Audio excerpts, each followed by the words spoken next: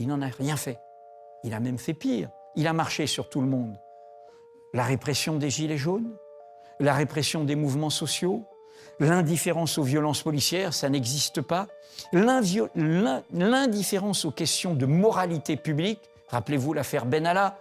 Edoui Plenel était invité afin de présenter son livre, mais il en a profité pour démonter Emmanuel Macron en direct. Face aux journalistes, Edoui Plenel attaque frontalement. Selon lui, depuis près de 10 ans, le pouvoir macroniste fait l'inverse du mandat confié par les électeurs et affaiblit progressivement la démocratie. Il dénonce un système où le vote ne suffit plus, où les contre-pouvoirs sont ignorés et où le président concentre un pouvoir excessif, allant jusqu'à parler d'un monarchisme électif. Comme vous allez le voir, il va démonter Macron et toute sa clique en direct. On donne souvent des leçons, nous, la France, au niveau européen.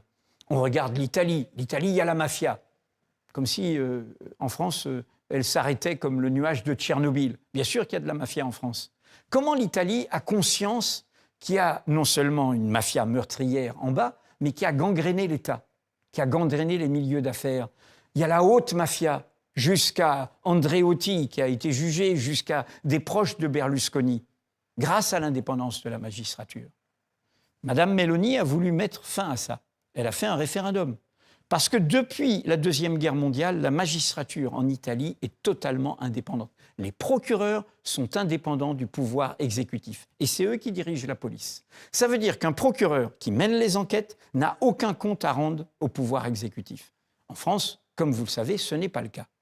Les procureurs sont toujours dépendants du pouvoir exécutif et quand ils sont indépendants, c'est une bataille personnelle qu'ils ont dû mener, y compris contre eux-mêmes, contre leur profession et contre l'administration judiciaire au ministère de la Justice. Aucune force politique française ne réclame de s'aligner sur la Constitution italienne.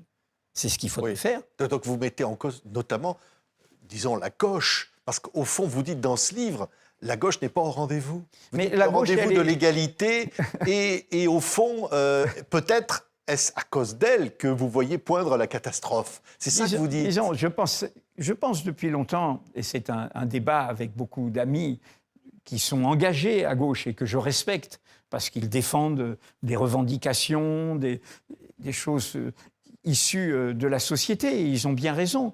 Mais je pense qu'il y a un piège qui est l'élection présidentielle. Et comme vous le savez, je le pense depuis les 14 ans de la présidence de François Mitterrand, qui a converti la gauche au présidentialisme, qui a converti la gauche à l'obsession du pouvoir d'État. Pour moi, la gauche, c'est la société.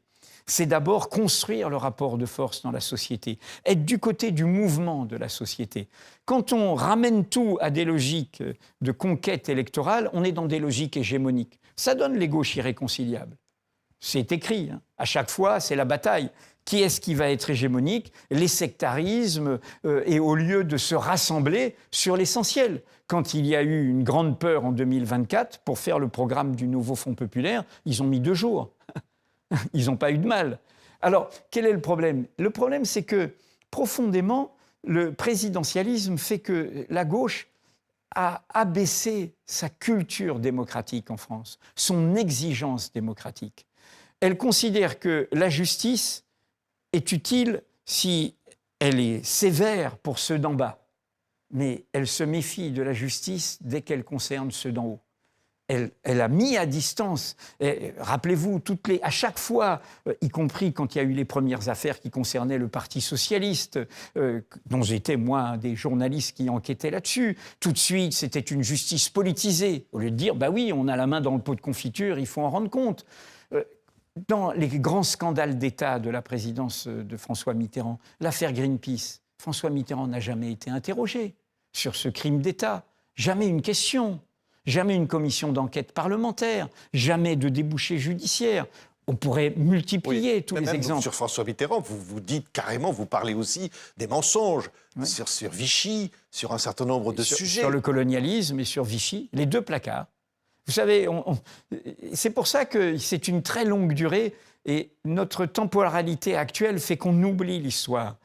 Le drame pour la gauche, et pour moi je pense que c'est un peu l'héritage qui pèse sur tous les protagonistes aujourd'hui, c'est qu'en 1981, la gauche a choisi l'homme qui critiquait le coup d'État permanent.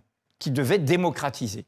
Alors, il y a quelques décisions, la peine de mort, on réforme le Conseil constitutionnel, on réforme un petit peu la haute autorité sur l'audiovisuel, mais très vite, on en revient à l'absolu du présidentialisme. Et du coup, on ne va pas au bout de ce travail. Pire, on renforce la présidence de la République. Peu de monde sait aujourd'hui que l'ampleur des... On voit M. Macron nommer toutes sortes de proches avant de quitter le pouvoir. Cet immense pouvoir de nomination du président de la République date de 1985.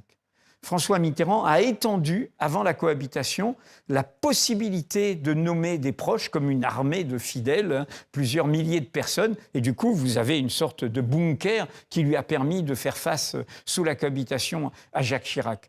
Et en même temps, ce François Mitterrand, par rapport à la longue durée française et les cadavres que nous avons dans le placard, verrouillait deux histoires. Une dont on reparle beaucoup, avec toutes sortes de livres qui ressortent, Vichy. Oui, nous sommes le pays en Europe dont la majorité des élites ont accepté le fait accompli de l'occupation et de la collaboration. Ils n'étaient pas tous nazis, ils n'étaient pas tous fascistes, mais la majorité des élites économiques, politiques, y compris patronales, venant parfois de gauche. Et bien sûr, l'origine ne protège de rien quand on veut être du côté du manche, quand on veut survivre. Et donc, la réalité, c'est que les nazis n'ont pas eu à mettre des nazis au pouvoir. Ben voilà, ils avaient Pierre Laval, il avait commencé à gauche, ancienne figure radicale socialiste et qui s'est égaré dans l'abomination de la collaboration et de la collaboration aux crimes contre l'humanité, aux crimes de génocide. René Bousquet, que Mitterrand a défendu, qui était le chef de la police. Qui restait son ami bien au-delà. Bien sûr, et évidemment. Bon, beaucoup de gens qui étaient, eux, des vrais conservateurs, antisémites, profondément racistes et profondément réactionnaires. Les élites économiques, les élites intellectuelles, les élites médiatiques, les élites politiques, majoritairement ont accepté ce fait accompli. Et c'est ça qu'on est obligé de revisiter. Le dernier livre dirigé par Laurent Joly le raconte bien, sur Vichy et la dictature. Mais Mitterrand fermait ça. Au lieu de dire « oui, j'ai commencé par là-bas, oui, j'ai eu la Francisque, mais vaut mieux avoir commencé là et puis finir à gauche, du côté de l'émancipation, et je vous raconte mon évolution. » Non. Pourquoi il fermait à double tour? Parce qu'il était ambigu, parce qu'il gardait des amis de tous ces côtés-là. Et puis l'autre placard qu'il a fermé à double tour, et ça, on l'a trop oublié à l'époque, et ça pèse quand on parle des relations franco-algériennes. C'était l'occasion, en 81, de rétablir une relation nouvelle avec l'Algérie. C'est l'autre côté de la Méditerranée. C'est notre histoire. C'est Mitterrand, ministre de l'Intérieur. Ministre de l'Intérieur, ministre de la Justice. C'est-à-dire qu'il est ministre de l'Intérieur quand il y a, en 1954, le début de l'insurrection, mais après, il est garde des Sceaux pendant la bataille d'Alger. Il est garde des Sceaux, et on a les documents aujourd'hui, à tel point que Badinter disait en privé que peut-être que l'abolition de la peine de mort était son remords. Il y a les réunions auprès du président de la République pour les grâces. Parce que c'est la période où il y a le plus de condamnations à mort. La guillotine fonctionne en permanence presque à Alger. Et donc de gens engagés pour la cause de l'indépendance algérienne, dont des Européens d'Algérie, comme Fernand Yveton, le jeune militant communiste. Et le plus sévère, dans ces réunions où sont discutées les demandes de grâce, le plus sévère, c'est François Mitterrand. Pourquoi? Par opportunisme. Comme ceux qui, à Vichy, sont restés. Ils se disaient, Guy Mollet ne va pas tenir. Donc je vais peut-être devenir président du Conseil. Donc il faut que j'ai l'air dur. Oui, mais Edoui Plenel, aujourd'hui, il y a quelque part de cette histoire qui continue encore aujourd'hui. Il reste quelque chose de cette histoire, c'est ça que vous nous dites, au fond? Je dis surtout, vous savez que il faut se dire, j'ai un petit-fils qui a 20 ans, et il m'a rappelé ça récemment. Il me dit, tu te rends compte? Depuis que je suis curieux de la chose publique, je n'ai connu que Emmanuel Macron, et l'extrême droite, et la crise de la gauche. Emmanuel Macron. Il faut quand même revisiter le bilan sévère de cette présidence. Ça fait 9 ans aujourd'hui. On pourrait dire que ça fait 10 ans depuis qu'il a commencé son parcours solitaire en 2016. C'est quand même sidérant. Cet homme a été élu 2 fois contre l'extrême droite. 2 fois avec un souhait de sursaut démocratique rassembleur. Le barrage républicain, on va dire. Barrage républicain qui lui confiait un mandat. Il le dit d'ailleurs dans tous les discours, vous les revisitez. Il dit, oui, votre vote m'oblige. Vous n'avez pas voté pour mon programme. Vous avez voté pour empêcher l'autre. Donc du coup, je dois tenir compte de ça. Il n'en a rien fait. Il a même fait pire. Il a marché sur tout le monde. La répression des Gilets jaunes, la répression des mouvements sociaux, l'indifférence aux violences policières, ça n'existe pas. L'indifférence aux questions de moralité publique. Rappelez-vous l'affaire Benalla, qu'ils viennent me chercher. On a une presse qui... Il a pourtant été réélu. Il a été réélu dans le même contraste qui est par défaut. Et il n'en a à nouveau pas tenu compte. Et il a même fait pire 2 ans après. Parce qu'il faut revenir sur la logique de la dissolution. En fait, il voulait une majorité d'extrême droite, dans un calcul d'apprenti sorcier qui est sidérant. Vous pensez qu'il voulait nommer Bardella à Matignon? Il n'y a qu'une seule logique à ce choix de la dissolution, qui a sidéré son propre camp, c'est de croire qu'il pouvait s'arranger de ce pouvoir d'extrême droite. Mais peut-être que derrière cette logique, il y a ce qu'on a sous les yeux. Car qu'est-ce que c'est que M. Macron? C'est un fondé de pouvoir de milieu d'affaires. Et les milieux d'affaires, ils reçoivent M. Bardella, ils reçoivent Mme Le Pen, y compris le MEDEF aujourd'hui. Ils vont de ce côté-là, plutôt Hitler que le Front populaire, plutôt donner la main en temps de Trump à ces pouvoirs autoritaires, identitaires, ces pouvoirs profondément... Quand je dis antidémocratiques, ils ont l'apparence du vote. C'est tout le piège qui nous est tendu. Alors pourquoi je dis antidémocratique? Pourquoi je dis que Trump, qui a été élu, est un antidémocrate? Parce qu'ils sont contre l'égalité. C'est quoi la démocratie? C'est l'égalité, l'égalité naturelle. Nous naissons libres et égaux en droit, sans distinction d'origine, de condition, d'apparence, de sexe, de genre. Ces gens-là, ces suprémacistes, ces identitaires, ces autoritaires, ils s'appellent Netanyahou, ils s'appellent Poutine, ils s'appellent Trump, ils s'appelaient Orban, qui, grâce à la mobilisation de la société, est tombé récemment au bout de 16 ans. Quel est leur point commun? Quelle est leur idéologie commune? L'inégalité naturelle. Ils pensent qu'il y a des civilisations supérieures à d'autres, des couleurs de peau supérieures à d'autres, des religions supérieures à d'autres, des identités supérieures à d'autres, des sexes supérieurs à d'autres, d'où leur obsession des questions de genre, leur homophobie, leur lesbophobie, leur haine des LGBTQIA+, de toutes les minorités. Et donc, ils sont du côté de l'inégalité naturelle. Notre idéal démocratique, la démocratie, ce n'est pas simplement une procédure votée. C'est cette promesse de l'égalité. C'est cette promesse, quand elle est proclamée en 1789, il n'y a aucun droit, ni droits sociaux, ni droits politiques, ni droits des femmes, il y a l'esclavage, il y a le travail des enfants, il y a tout ce que vous voulez. C'est un horizon qui va nous permettre de conquérir des droits, d'inventer des droits. Et jusqu'à aujourd'hui, et ce qu'ils veulent interrompre, quand vous lisez tous ces idéologues, parfois très starbés, comme j'aime dire, dans une expression un peu familière, qui entourent Trump, au fond, ces gens, ils veulent mettre fin à ça, à l'idéal depuis 2 siècles et demi, qui est la promesse démocratique d'égalité naturelle. Et c'est là où nous avons rendez-vous avec nous-mêmes. L'essentiel est en jeu. Quand vous m'interrogiez sur les couvertures People, Hollande, Bardella, Gabriel Attal, sincèrement, Patrick Simonin, c'est dérisoire. Nous sommes dans un moment où il y a le feu au lac, où il y a quand même un génocide, parce que quand même c'est documenté, ce sont des crimes génocidaires qui sont commis à Gaza. Il y a le droit des nations souveraines qui est piétiné. Regardez le Liban, le grand Israël, la grande Russie, l'Ukraine, la grande Amérique, et je te prends le Groenland, et je t'enlève un président aussi corrompu ou autoritaire soit-il au Venezuela, et puis je continue, j'en fais qu'à ma tête.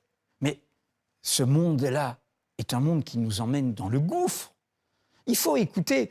La France est aujourd'hui en train de, pour moi, et nous sommes à TV5 Monde, c'est comme si notre débat français se recroquevillait et se coupait du monde.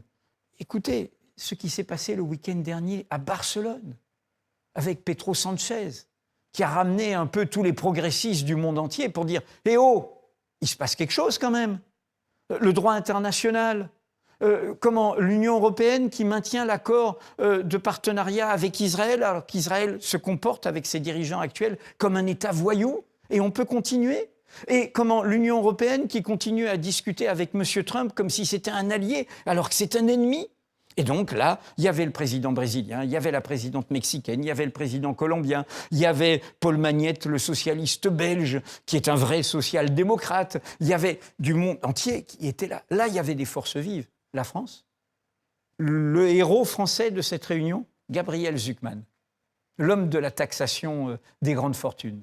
Oui. C'était le héros français de cette réunion. Exactement ce qui a été refusé par la majorité actuelle. Mais Edoui Plenel, si je vous comprends bien, vous dites au fond, la démocratie, l'élection, c'est forme d'escroquerie, si je vous comprends bien. Non, et vous dites, au fond, il faut conquérir le pouvoir ou d'une autre manière, ou le peuple doit reprendre le pouvoir d'une autre manière. Voilà, mais au fond, est-ce que ça n'ouvre pas la porte à des dérives éventuelles ? Non, On voit bien les menaces aussi qui peuvent venir de ces perturbations-là. Oui, mais je pense qu'il y a un fil qui s'est perdu. Et c'est pour ça que je vous parlais, par exemple, du Parti socialiste espagnol ou du Parti socialiste belge qui sont actuellement autrement ancrés dans la société. Le fil qui s'est perdu pour le camp de l'émancipation, c'est que le camp de l'émancipation, c'est d'abord organiser la société. Ce n'est pas d'abord gagner des élections.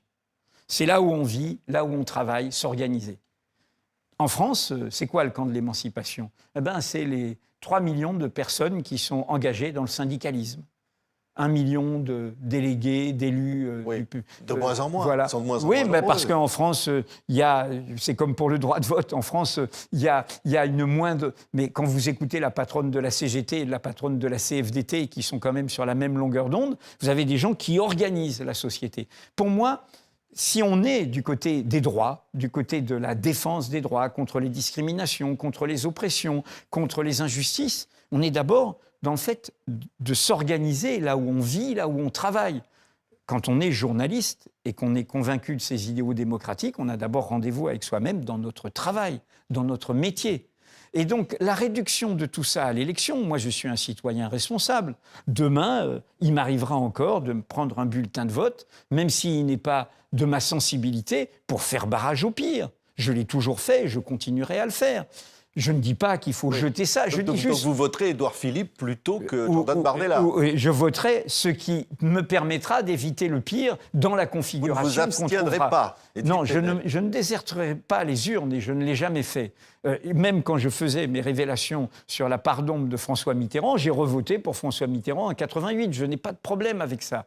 Pour moi, c'est un moment, mais encore une fois, la vitalité de la démocratie, ce n'est pas à ce moment-là. Je rappelle, c'est une intuition de Tocqueville, la tyrannie douce. C'est-à-dire, il parlait du populisme américain. On vous dit, venez voter, j'ai beaucoup d'argent, je vous mobilise, votez, et puis après, vous retournez, vous vous taisez, c'est moi qui ai le pouvoir, vous me laissez faire ce que je veux. Ma seule légitimité, c'est l'élection. Et ça, vous l'entendez dans beaucoup de politiques. C'est pour ça que le point de la justice et de la presse sont des marqueurs. Un politique qui déteste la presse quand elle le dérange, qui au fond considère que la bonne presse, c'est celle qui est avec lui, mais dès qu'elle est critique, elle n'est pas bonne. C'est un politique qui n'est pas démocrate dans sa culture.